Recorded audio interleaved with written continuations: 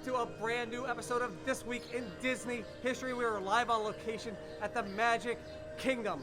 So where did we leave off last week? July 25th. So July 26th, we're here at the Carousel of Progress celebrating our father's birthday.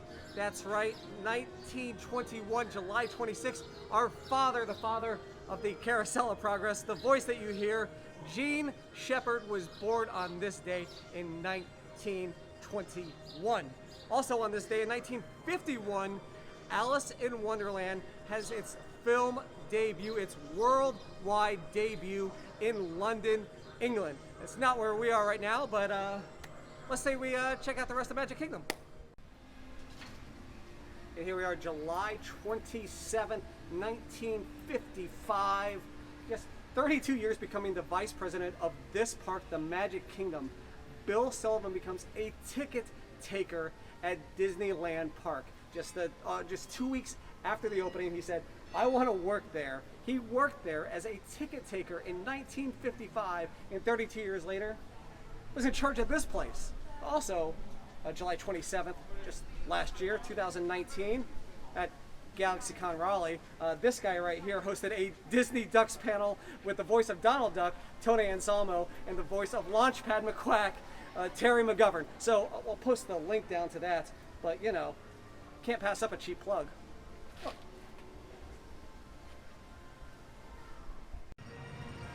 And as we talked about Alice in Wonderland making her worldwide debut, well, this date, July 28th, 1951, just 2 days later, Alice in Wonderland is brought to the United States.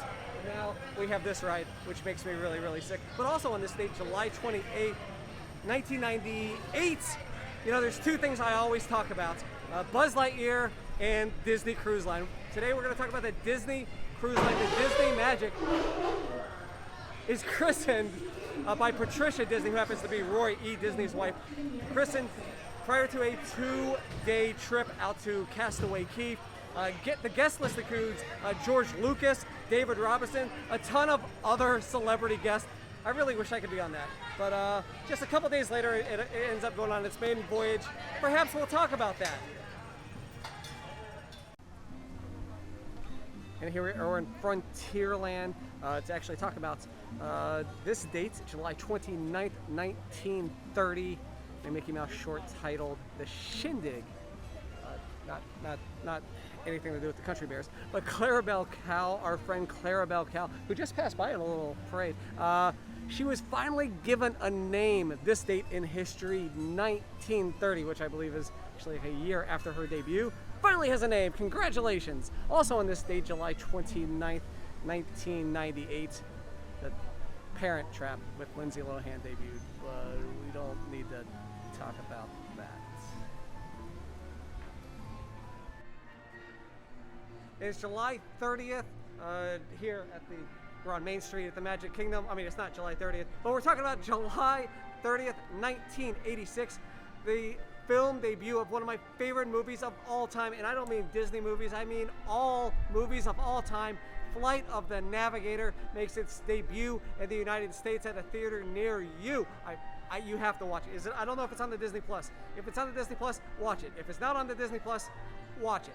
Also on July 30th, as I mentioned 2 days ago, the Disney Magic finally set sail on its inaugural cruise.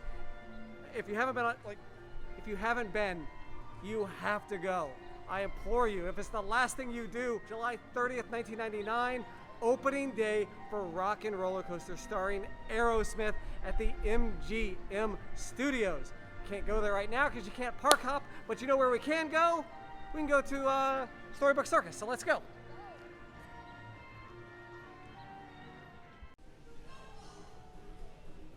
And we're here in Storybook Circus, which is the perfect place to talk about July 31st. July 31st, 1929, going in the Wayback Machine.